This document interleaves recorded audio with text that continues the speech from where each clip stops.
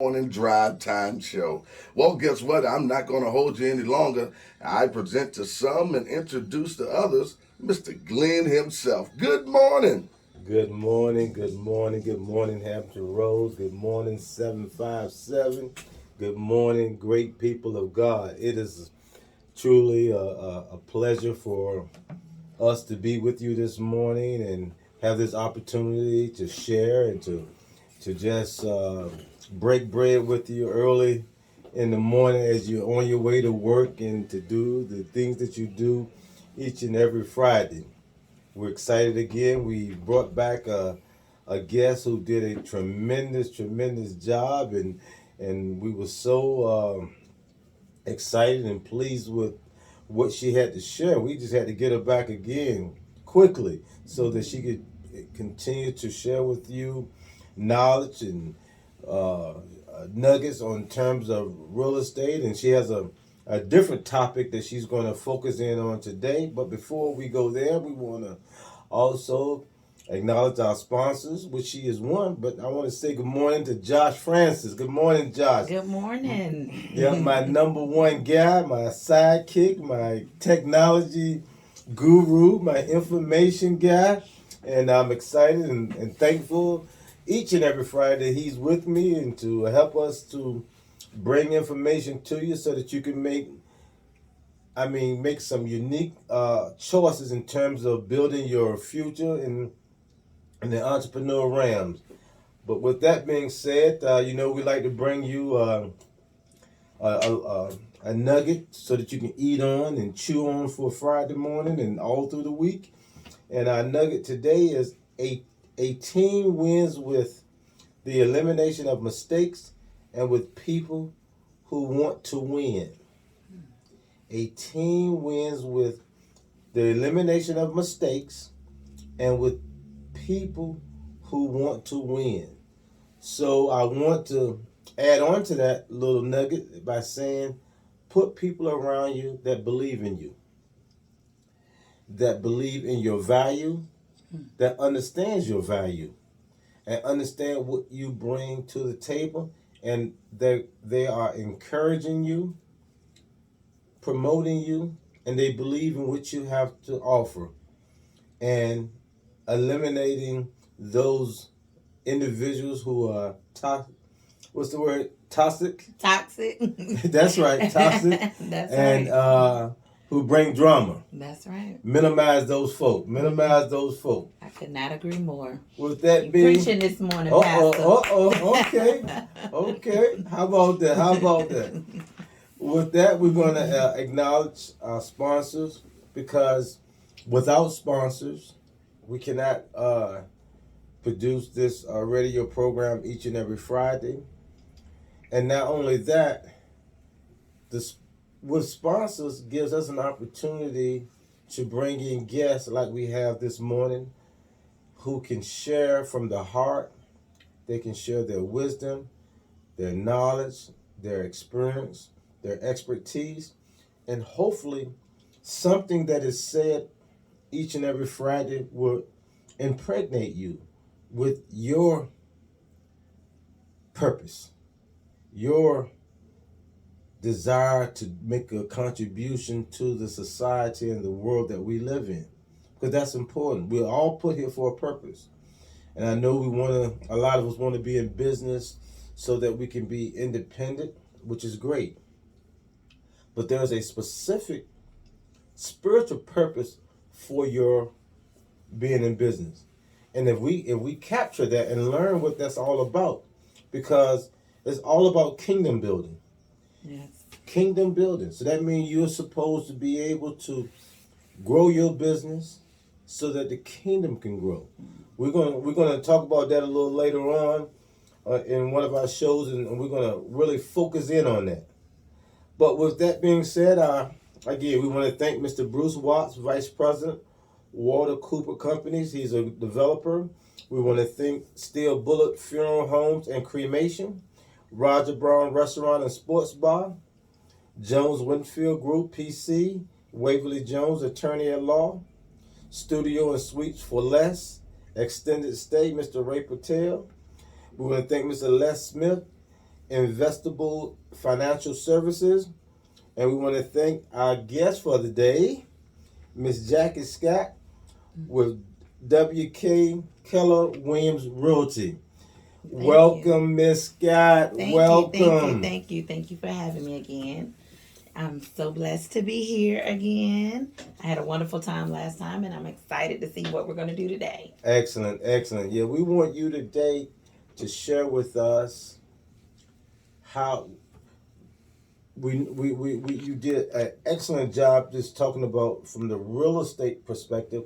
We want you to share with us today how people can invest in properties, rehab properties. We want to put a stronger emphasis on those who want to put their footprint in that arena. Okay. Okay. Well, this is a great topic. I have people asking me about this all the time, soliciting me for my help and services all the time in this area, especially now with the real estate market being as hot as it is. This is one of the hottest markets that we've experienced in a long, long while. Some of you may remember the market back in 2005, 2006, and it was really hot then as well. But I was around then too, and I think this is even hotter. Um, so most people, when they come to me and they talk about real estate investing, the first thing that they want to do is what we call buy and holds, which those are rentals. Okay. In layman's terms, they're just rental properties. That's a good term. Say that again.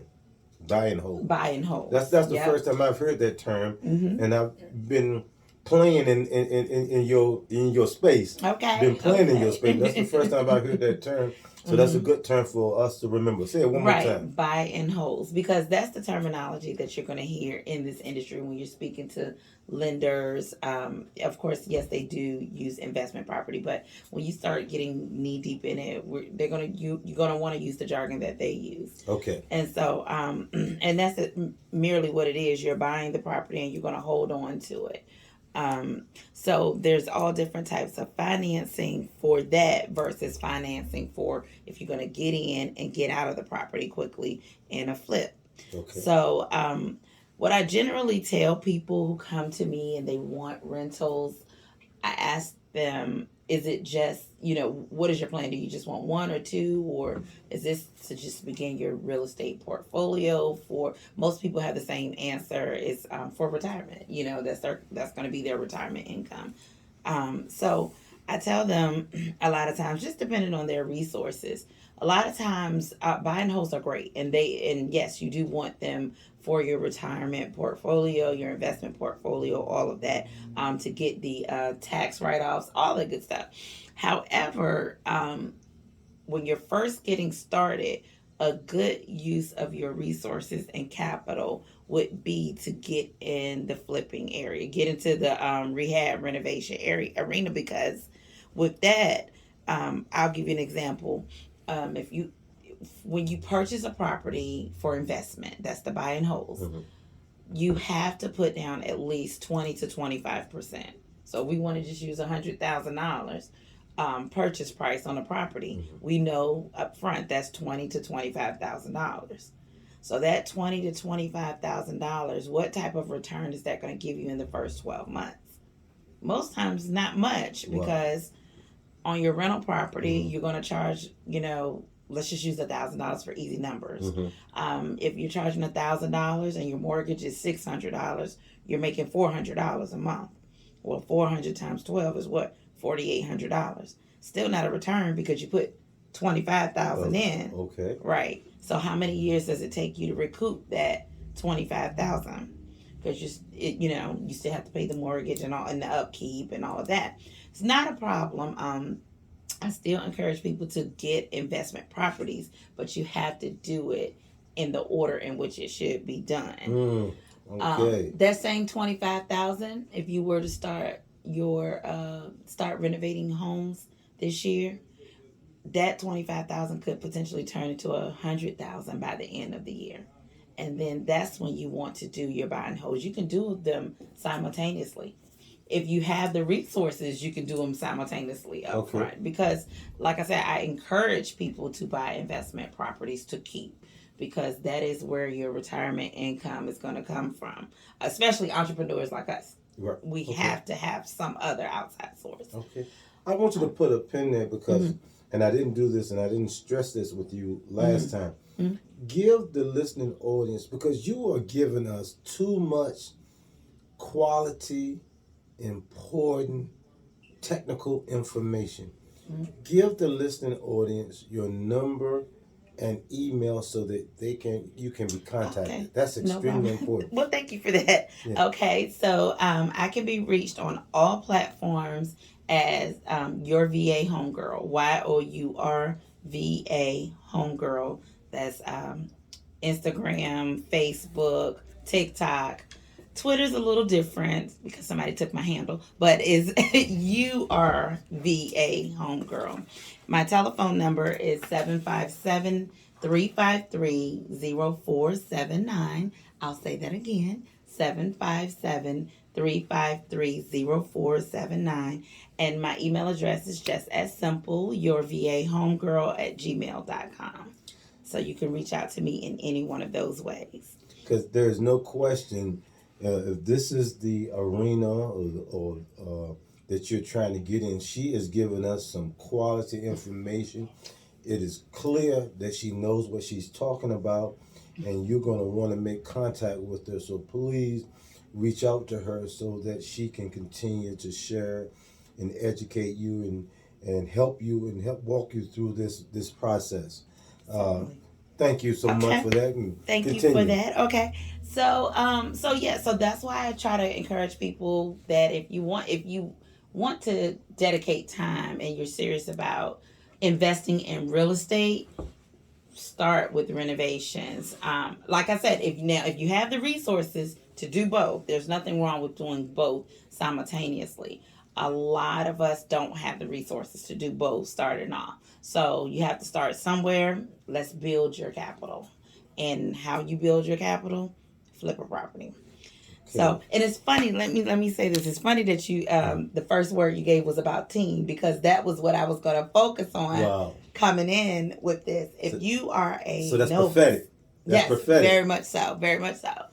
If you are new to this and this is something that you've never done, my first piece of advice is to get a team. Get your team. And your team may be, I don't necessarily mean that you have to have 3 partners go in with you like that. I mean, in real estate flipping, you have to have an actual team to actually do a flip successfully. So you need a knowledgeable realtor. And I don't mean, and I'm not just saying just me, because I can't handle everybody. So I mean, though, a knowledgeable realtor who's used to working with investors, who's used to negotiating deals with investors, who's used to even dealing with foreclosures and how they work, who's used to dealing with private money lenders, because a lot of the ways that you're going to obtain property is going to be by using a private money lender. So you need someone who's well versed in that. I'm not the only agent out here that can do that. I can do that, and I am taking on clients. However, you need to do your research and ask the right questions. You also need, I tell people all the time, get a project manager. Interview a project manager. Make sure that it's someone who is familiar with the rehab process, and this is not a first time for them. If it's the first time for you, it can't be a first time for them too.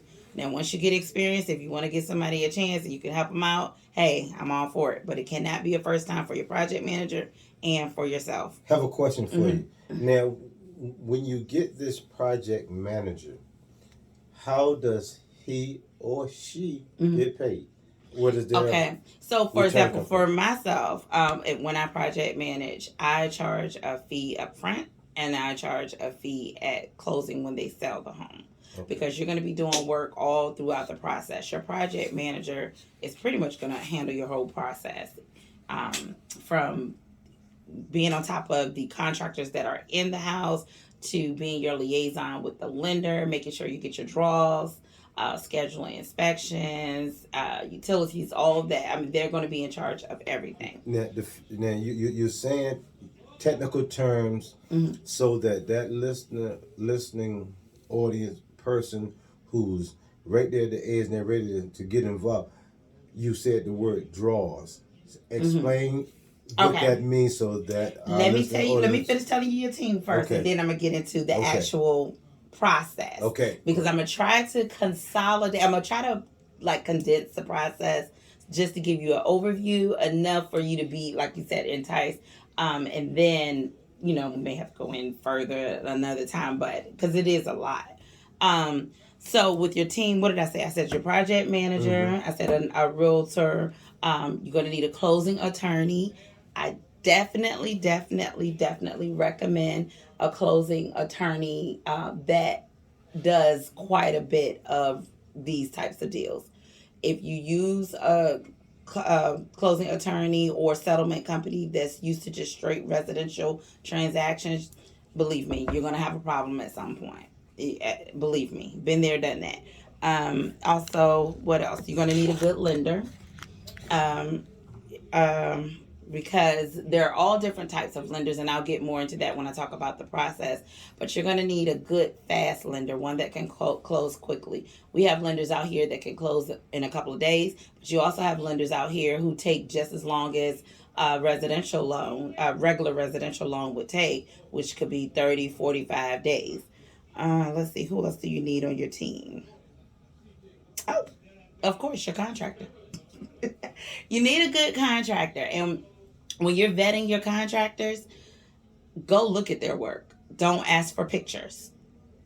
Go look at their work. Make them show you a property that they have recently completed or some work on a property that they've recently completed. And actually make sure you get references. Do your research. A contractor that is not on the job or is not quality can ruin your whole deal, and that has happened to me several times. So you have to vet your contractors.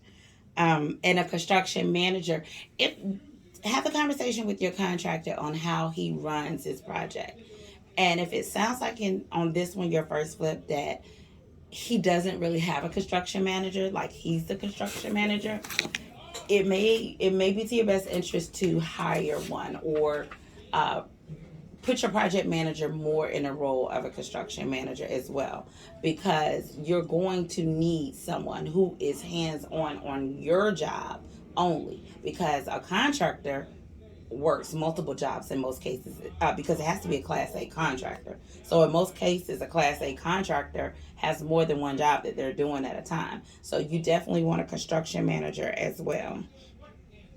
And then finally, a CPA, because you're going to make money.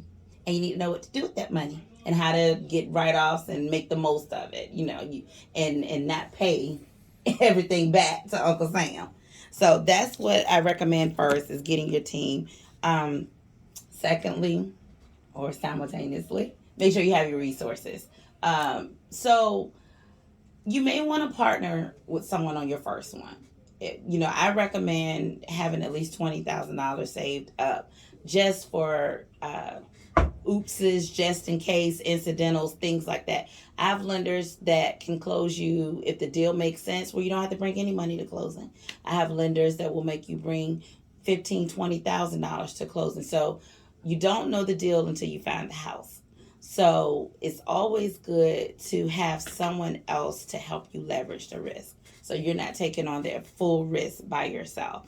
If you have 20 and you have a friend that has 10, you have 30 together. Or if you have 10, your friend has 10, there's your 20. You can get your resources from home equity, like we spoke last week, savings. You don't want to use all your savings. You could do loans. You can definitely do loans in this case. This is not the same as residential. You could do lines of credit, retirement accounts if you have those that will allow you to pull out. Um, Basically, even just selling some goods, if you have a car that you're not using, either you could take out a loan on it, something that you don't have a good use for. You can take out a loan on it, or you can just simply sell it. You just need to make sure you have your resources. Don't go in without resources.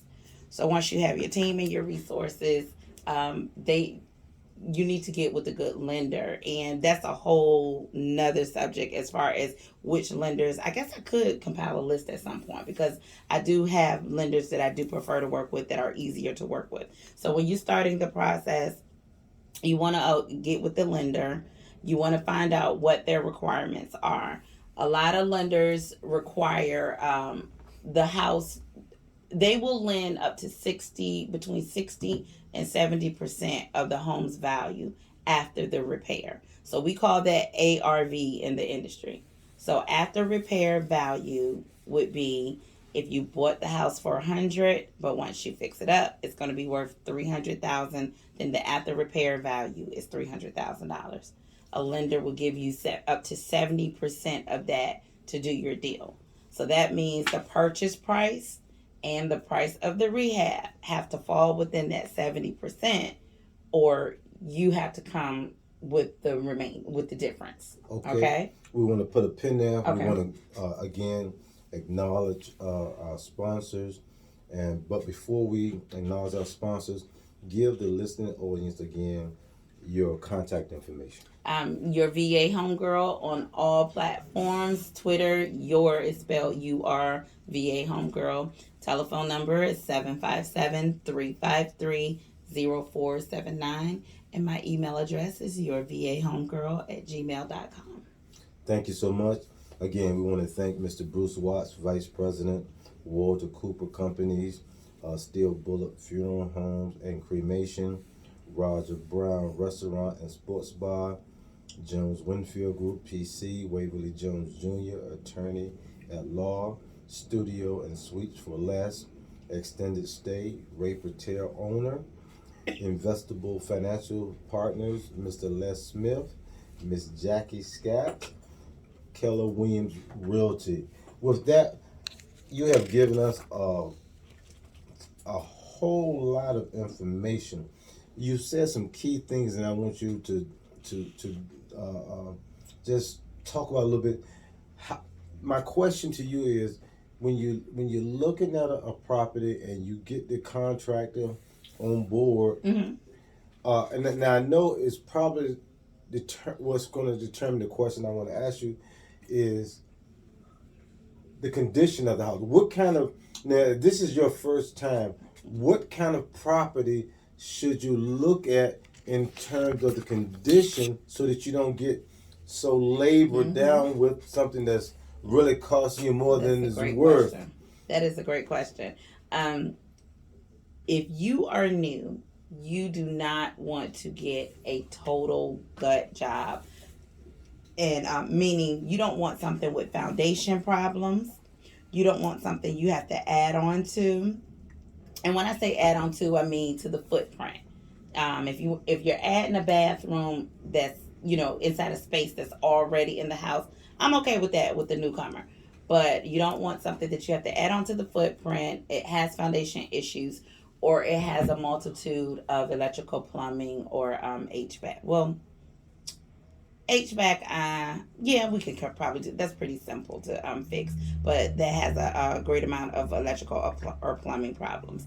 You still want to get a home inspection, even if you don't want to make that contingent on your offer, because it it is, you do have to be aggressive with your offers out here, but you still want to make sure that you're getting something that you're going to be able to get out of.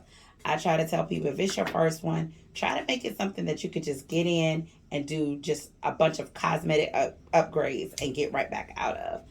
Your first one, don't be so consumed with what your return is going to be as far as in dollars, because your return is really going to be in education and experience. These lenders out here, a lot of them don't even want to deal with you if you're not experienced. So, and then a lot of them will not give you that 100% financing, 100% of the 70% that is, if you're not experienced. If you're not experienced, a lot of them may even require you to put 10 to 20% down. So getting into your first flip, if you're able to get into your first flip without putting a lot down, be okay with if that first flip only gives you a return of $10,000 after you recoup all your upfront money. Be okay with that. Because, like I said, that experience that it gives you is worth more than anything. You definitely want to get in and get out, especially in this market. You're paying interest on the money that you borrow. So, of course, the longer that you hold the property, the more interest that you pay. If you can find a property that you can get in and get out of in 30 to 45 days, put it right back on the market. Homes are not lasting on the market more than a few days. You'll sell it within another 45 days. So in 90 days, you've made your money. So $10,000 in 90 days is great to me, And then you get to reuse that money. Your second flip, you could become you can get something that's a little bit more complicated if you have to. The goal is always to try to get something that doesn't take the most work and effort. However, you could do more. We just picked up a property from a young man the other day that we're going to close on next week. And he was just like, we got in over our head. It was their first flip. They got in over their head. They needed someone to take it over. And that's the key. Recognize when you've gone too far, because you still have time to at least recoup the money that you've put up. If you find the right people to help you out of the situation, meaning find the right realtor to help you sell it, find the right investor to buy it. And you can at least make your money back, what you put into it. You have to, and that's overall, even with your contractors, realize when you've gotten in too far with your contractor. When you've gotten in far enough with your contractor where they're not making the progress that you think that they should be making, and that it looks like you're going to miss quite a bit of deadlines. You have to know at what point you need to say, okay, either I'm going to switch contractors or have a conversation with this contractor, and we need to see some real progress. Don't get in too deep monetarily or time-wise, or you won't be able to recover from that either. Is there a rule of thumb in terms of a timeline that a contractor should be able to produce what you want, so that you don't become too financially overrun? That's going to be everyone. We do a repair schedule, and mind you, all this comes from experience and failure. I just want to go back to that. It's because let me tell you, failure sometimes is the best teacher. Yes, it is. Let me tell you, when you do it wrong, you gonna get it right. Okay. So, but all that is going to come from your repair schedule, not budget. Your repair schedule. There's a difference between your repair budget and your repair schedule. Your budget is how much each item is going to be itemized, and how much each item on your repair list is going to cost. Your repair schedule is when that thing is going to be done. So I would recommend you sit down with your contractor, because a lot of contractors don't do repair schedules, but that's where a good project manager comes in. You sit down with your contractor and you guys come up with a repair schedule. If you're noticing week after week, well, I'll say after the first week, if they're grossly over, that's when you got to have a conversation then, because you can save yourself a whole lot within that first week. If they're one whole week out of schedule, have a conversation. Sometimes there are things that legitimately happen, like supply issues or weather. Weather is a big cause of you missing deadlines. So, you have to, you got to allow space for things like that. But if you can't make it make sense with that contractor of why we're this far out of deadline, sometimes it's good to kind of cut your losses thin. And that's why it's always good when you go in to have a backup contractor too. So, I tell people all the time, have your backup to the backup. So, so that you won't miss a beat. You probably will lose a little bit of money, but you won't lose a lot of money if you switch contractors. So I say recognize that early on. We got a lot of contractors. We got a lot of contractors got a gift of gab. They can tell you that, they can build a Taj Mahal. And they can't even build a doghouse. Okay, so you have to be very selective. That's why I go back to make them show you their work and check references. Make sure you know that is their work, because you will put yourself in a bind. Let's go back here a little bit. Mm-hmm. Now, I want you to recognize your experience, and you're so seasoned, and you're using technical terms that the layperson may not know. Okay. I'm gonna give you 2 points. Okay. I want you to talk about what the draw means, so that with that, put a pin there, and you mentioned the word footprint. Now, I know what that means, but so that layman out there mean that's the add-on. Okay. But don't get it in the first time, like adding a room. You talk about so talk about those things: footprint and draw. What's a draw? All right. So the footprint of the house is any additional square footage to the house that was not already existing. There you go. So that's what your footprint is. If you're adding on to the footprint of the house, don't do that coming in first, as you're coming in as a first timer. Certainly do it any other time, but not as a first timer. And then draws. So draws will run your whole entire project. When you get money from your hard money lender, they put an escrow account up of your repair budget, with your rehab budget. So we're just going to go with this is a lender that is going to fund the deal at 100% of the after repair value. So everything works. The numbers work. That's what I'm saying. So if your rehab budget is $50,000, they're going to put that $50,000 in an escrow account. So you have to have your startup costs. So let's say your startup cost to your contractor is $10,000, and we're going to put a pin back right there. We're going to come back to that $10,000. Okay. But let's say your startup cost is $10,000. You will give your contractor $10,000. But the expectation, because you've already gone over your repair schedule with them, is that contractor is going to do, for example, $20,000 worth of work. So once they complete that $20,000, you will put in for what we call a draw, meaning that's your first phase of money that will be deposited into either your account or your contractor's account. I set it up. You should set it up for your account. And so the lender will first have to come out and inspect the work that was done. If it was done up to par, then yes, they will release the money into your account. It usually takes 24 to 48 hours. If the work was not done up to par, they will tell you what corrections need to be made. And then at that point, after second inspection, they will release the money into your account. Please note the inspections are not free. So if work is not done up to par, you're going to have to pay for that reinspection. So that's something to keep in mind as well. And then once you get that draw, they're going to put that $20,000. That $20,000 should be what you use to move the rest of the project. You should not have to put any more money out of pocket in. If you don't have any hiccups along the way where you have to pay extra money, you would get your initial $10,000 that you put up back at the end of the draw, at the end of the when you exhaust the escrow account once you finish the project. So that's how that goes. Okay, great. Yeah. And as far as giving the contractor $10,000 up front to do a job, I don't recommend it. I would say, I try to stay somewhere around 7 or below because, again, you just never know what you're getting in a contractor until you actually do one complete job with them. Now, that $7,000 that you're recommending, now that's the contractor's labor upfront labor fee? It could be labor. It could be labor and materials. Could be labor and materials. And another, I'm glad you brought that up too. Another thing I always recommend, if you have the credit, and that's why it's good to have a team again. So if you go in with a partner, one of y'all need to have good credit. Because you want to get that Lowe's credit card or that Home Depot credit card, or Lowe's also has what we call a LAR.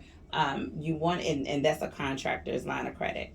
Oh, one big thing. Before you start any of this, you need to create an LLC, at least, at minimum. You can talk to your CPA or whether you need to have it as a incorporated or LLC or however, but you need to create a business. You need to go to Virginia SEC website. You need to create your business. Right after you do that, you need to go directly to the IRS website and do an online tax ID. You also need what's called an operating agreement. And you can Google that. Go to lawdepot.com. You can get your operating agreement. You need all of those things. They're called your corporate docs in this world. Each lender is going to require your corporate docs. The closing attorneys are going to require your corporate docs.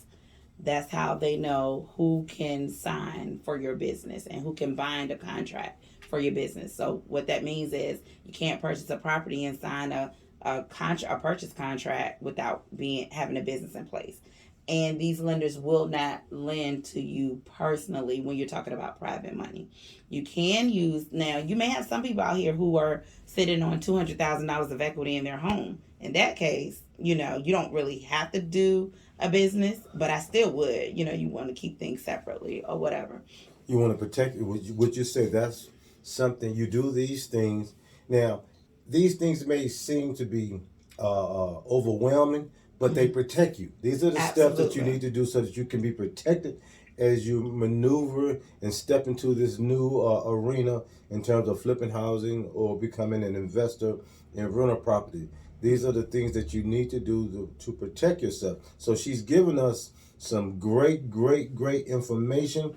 And so please write yourself some notes, make some notes, and let's listen to her as she give you her information again, because I want you guys to call her, because I know there's a lot of folk out here that want to get into this industry, and you need someone who is seasoned and talented and knows the lay of the land.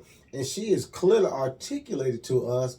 She knows what she's talking about. So give them your information one more time. Okay, thank you. Yes, so it's your VA homegirl on all platforms except for Twitter, which is URVA homegirl. And my number is 757-353-0479. 757-353-0479. And I can be reached via email as well at yourvahomegirl.com. Yourvahomegirl at gmail.com. And let me say this too.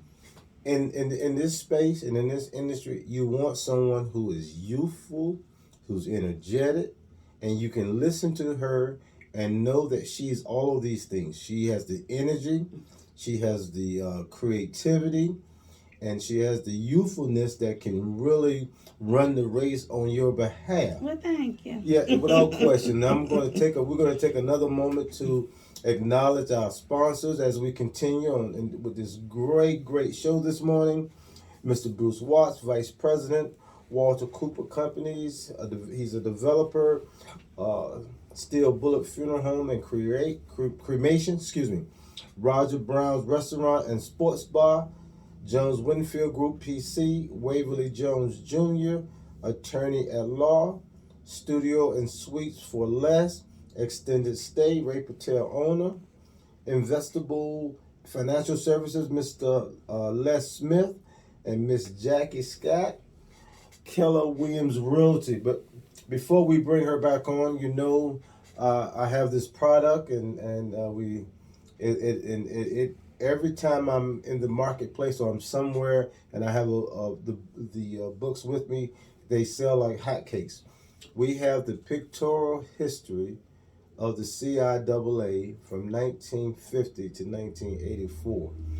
In this product, in this book, there are some of the greatest athletes that have played in professional sports.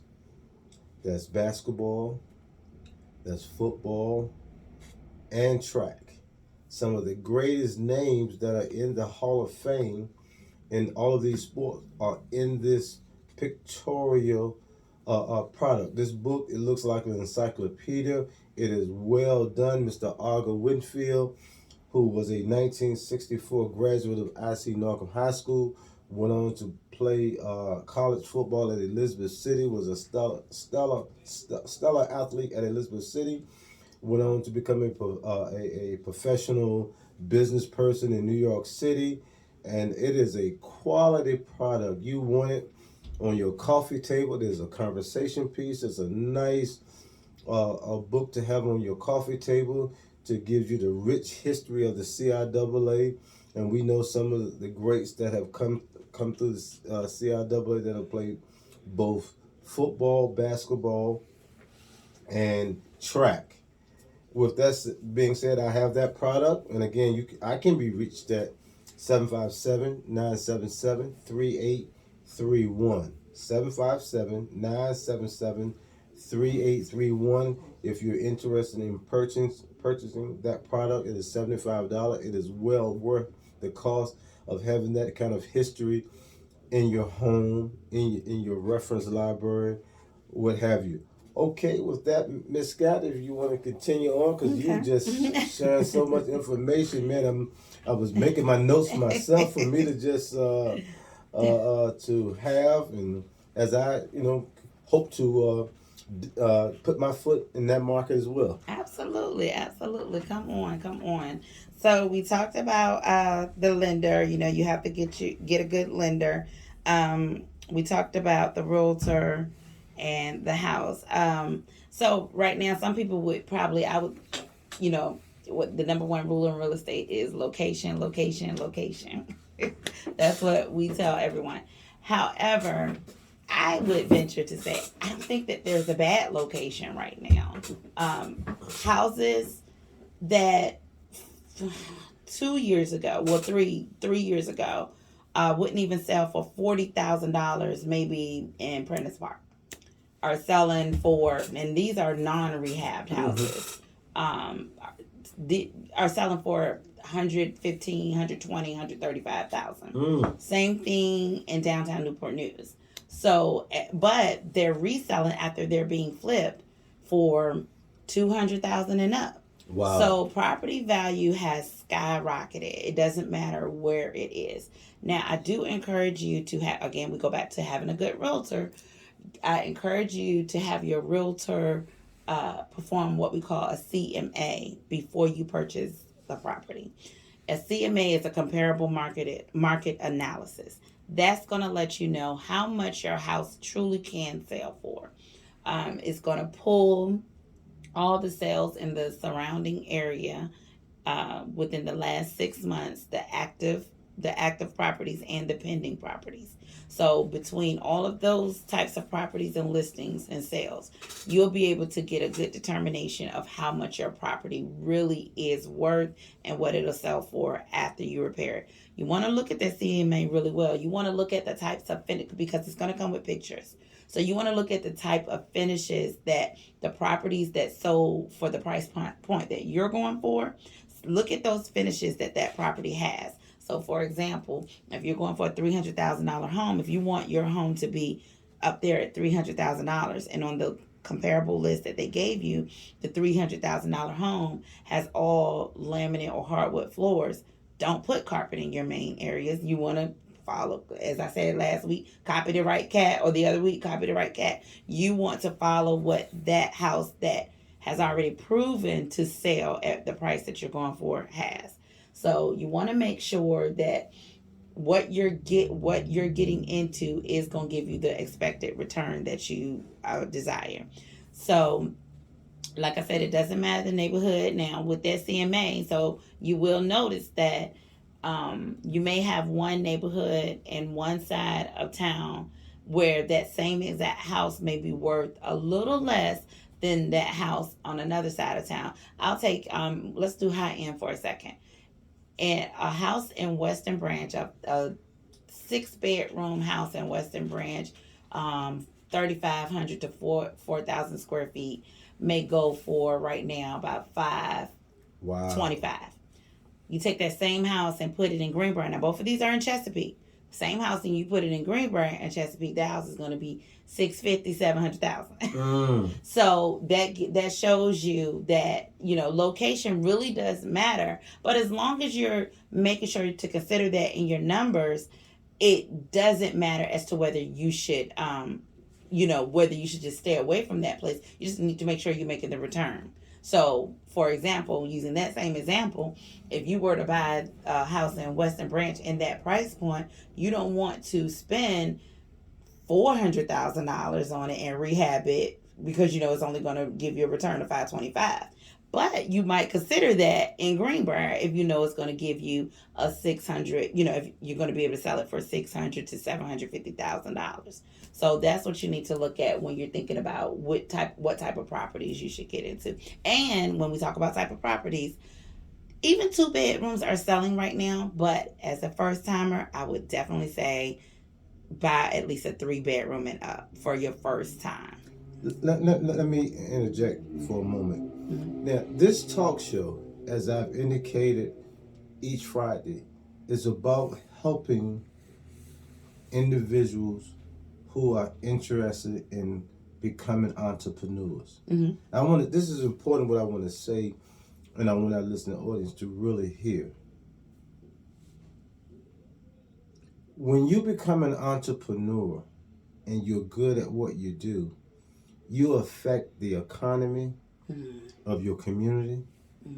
You affect the job market, because as Ms. Scott has been indicating to us, you need to develop team. So you have to have all these different professionals who are impacting the project. So therefore, you are playing an important part on the economy, in the community, in the city, in the state, because we talked about you need a CPA, you need an LLC. So you that's that state level of funding that you're paying into that. So you are having a tremendous effect on the economy of your community. Not only do you benefit as that entrepreneur in hopes to expand your family and helping them to become entrepreneurs, so you can create a lot of old money, generational wealth. So a whole lot is being said here today, and I hopefully we are grasping this information. Another thing, as I listened to Jackie talk to us this morning so intently, her knowledge. Then we've talked about this. If you're going to be, this has nothing to do about real estate or investment property. Then this is about being knowledgeable of your craft. If you're going to be in business, that's right. If you're going to be an entrepreneur, know your craft. Yes. Understand it inside out. Absolutely. Front, backwards, up, down, sideways. Know what you're talking about. Understand the business that you're going to get into. Educate yourself. Don't be happy with just going and doing a job. Know the business inside out. That's right. Everything about what you want to do, so that you can be that much more competent in the area of expertise that you want to pursue. So that's important. Know your craft. You know what? And I'm glad you said that, because one thing I was going to suggest to your listeners is the Virginia Housing Department, VHDA, they offer a free online homeowners course. Whether you're already a homeowner, you're wanting to be a homeowner, what have you, I encourage everyone to take that course, because it teaches you so much about home ownership overall. You need to understand who you're going to be selling this house to. You need to understand the ins and outs of how a housing transaction works, because that's going to let you understand some things on your end as the investor, as how you need to move your project. It's going to give you a clear understanding of a lot of these terms that I've said today. So that's a free course. Another thing that I suggest to your listeners to do, YouTube. YouTube can teach you anything. You can take any number of these key terms that I've said today, put it in YouTube, you'll find a whole video about it. Learn and understand what certain things are. Even just down to find out what a settlement statement is, because that's how you get paid. Your settlement statement is going to tell you every single thing about your money at your closing and what it's going to go to. You don't want to get to the closing table and realize, you don't want to wait until you get to the closing table and realize that you have made $2,000 on a deal. You're going to want to know that beforehand, because you don't want to act a fool when you get at the closing table. So it's certain things that you definitely need to learn about this process before embarking into something, into a huge project. Definitely, I recommend, I go back again and say, take that free VHDA online course. I feel like everyone needs to take that. Your eyes will become so open into what home ownership truly is. It's going to even teach you down to the whole inspection part of it, which is another thing. Once you finish your flip, before you put it on the market, I encourage you to get a term. Well, you got to get a termite inspection in the beginning too, but also get a homeowner's inspection because which you get your homeowner's inspection in the beginning, but you want to get it again at the end because you want to make sure that you haven't left any major issues or even minor issues that will be a turn off when it comes to a home inspection. And you can actually use that home inspection as a marketing tool to a potential buyer. Hey, I already got a home inspection. You don't need to get one if you trust mine. Because some buyers will be like, okay, because they're guaranteed by the home inspector. So that's a whole $500 to $600 that you just saved your potential buyer. So that can help you as well. But I definitely encourage you to do that. Use your home inspection as a guideline that you get in the beginning for things that you do have to fix that are not readily visible to the eye. And go over that with your contractor as well. Let me throw this in there. Mm-hmm. Each Friday, even before our guests come on, we try to look at what our guests have to offer. Mm-hmm. How long they've been in their industry. Are they seasoned? Are they professional? Because we don't want to bring you any junk on Friday morning. It's too early in the morning for us to bring you junk. Because you're trying to get to work or you're traveling, and if you're going to listen in, we want to bring you some competent individuals who are knowledgeable, and I can't stress that enough. Who are knowledgeable in their industry, that know what they're talking about. All of our guests have been extremely competent. We have, as they say, vetted them before we have allowed them to come on air, because we take this, this is a ministry as well as just providing information about, we take this seriously. That's right. That's why we chose a faith-based station to launch this program. We want the oil and the grace of our Father who's in heaven to be on what we do. Amen. And that's important to us. So we don't want to bring you any junk or any individuals who are not about what they say they're about. No shadiness, no person who are con artists. That's right. This is a mission, a ministry, and it's extremely important. Something that my son and I do every Friday before we leave is we rate, or we just ask, we do a what's the term? Evaluation, critique our show, and we critique the performance of our guests. Okay. And we just want to acknowledge you in terms of the high energy that you bring to this show. Well, thank you. Each time, and it was we were amazed at your knowledge last time and the high energy that you bring. Well, thank you. That says something about you, your knowledge, your seriousness, your really belief in what you're saying. It is evident that you not only believe in what you're saying, that you have done your homework. And paid my dues. And paid your dues. So we want to thank you for that you not only take out time to come here, but you ain't just going through the motion. You are giving yourself of what you really know, and you are educating our listening audience of the do's and the don'ts that they should be aware of and conscious of. Absolutely. So we thank you. With that, we're going to do our sponsors again. So when we do our little last segment here with you, okay, Mr. Bruce Watts, Vice President, Walter Cooper Company, Steel Bullock Funeral Home and Cremation, Rogers Brown's Restaurant and Sports Bar, Jones Winfield Group PC, Waverly Jones Jr., Attorney at Law, Studios and Suites for Less, Extended Stay, Mr. Ray Patel, Investable Financial Partners, Mr. Les Smith, and Miss Jackie Scott, Keller Williams Realty. We have had an awesome time thus far. It is now 6:53.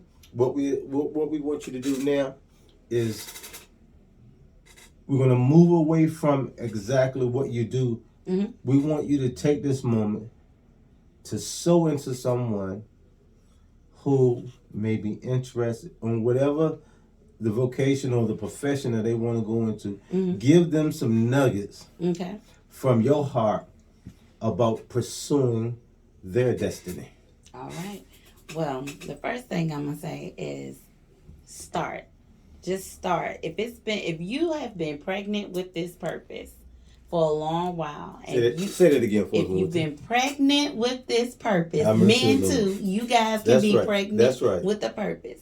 If you have been pregnant with this purpose for a long while, and you know what that pregnancy feels like, it's a nudging. It's every time when you come upon something, it just gives confirmation to what's been going on in your mind, what's been speaking to your mind all of this time. You will see something on a billboard, and this is exactly what you need to start your business or to just push you ahead. So if you've been pregnant with your purpose for a while, put some feet on it. Start.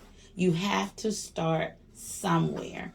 And where that is, it's not going to be wrong. I don't care if you start in the middle. Just start. Because if you do it, and this is what God gave to you to do, He's going to give you everything that you need to do it. He's going to give you provision to do it. Don't be afraid.